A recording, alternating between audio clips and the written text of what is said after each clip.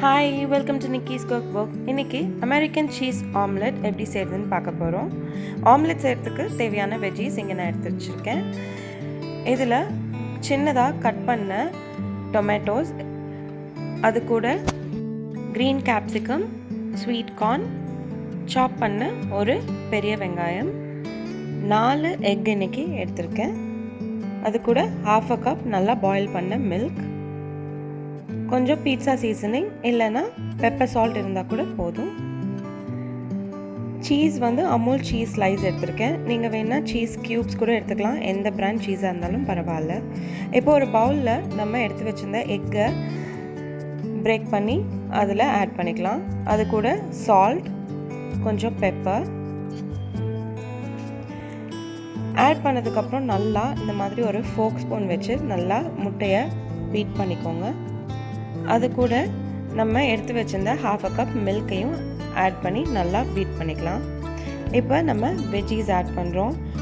எந்த வெஜிடபிள் வேணாலும் நீங்கள் ஆட் பண்ணலாம். நீங்கள் மஷ்ரூம், பன்னீர், இல்லைன்னா ரெட் கேப்சிகம், க்ரீன் கேப்சிகம், எந்த வெஜிடபிள்ஸ், க்ரன்ச்சி வெஜிடபிள்ஸ் வேணாலும் இது கூட ஆட் பண்ணிக்கலாம். இதுதான் பேசிக்கான வெஜிடபிள்ஸ். ஸோ நான் இப்போது இந்த 4 வெஜிடபிள்ஸும் ஆட் பண்ணியிருக்கேன்.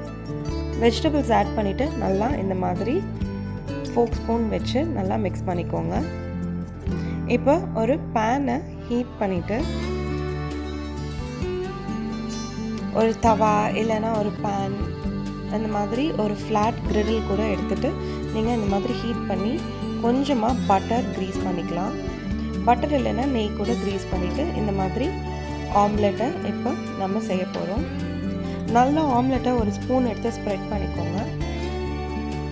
இப்போ நம்ம எடுத்து வச்சிருந்த சீஸ் ஸ்லைஸை சென்டரில் வச்சு அதுக்கு மேலே நம்ம சீசனிங் ஆட் பண்ணுறோம்.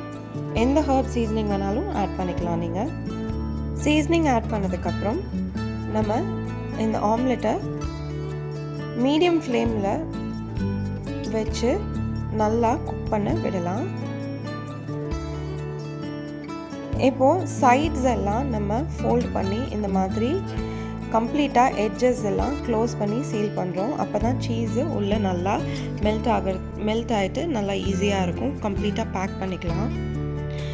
இப்போது அதே தவாவில் ப்ரெட்டை டோஸ்ட் பண்ண போகிறேன். நார்மலாக ப்ரெட்டில் பட்டர் இல்லைன்னா கீ அப்ளை பண்ணி நல்லா லைட் ப்ரௌனாக ஆகிற வரைக்கும் டோஸ்ட் பண்ணி எடுத்துக்கலாம். நம்மளோட American cheese omelette with toast ready ஆயிடுச்சு. ரொம்ப ஹெல்த்தியான பிரேக்ஃபாஸ்ட் இது. குழந்தைங்களுக்கு ரொம்ப ரொம்ப பிடிக்கும்.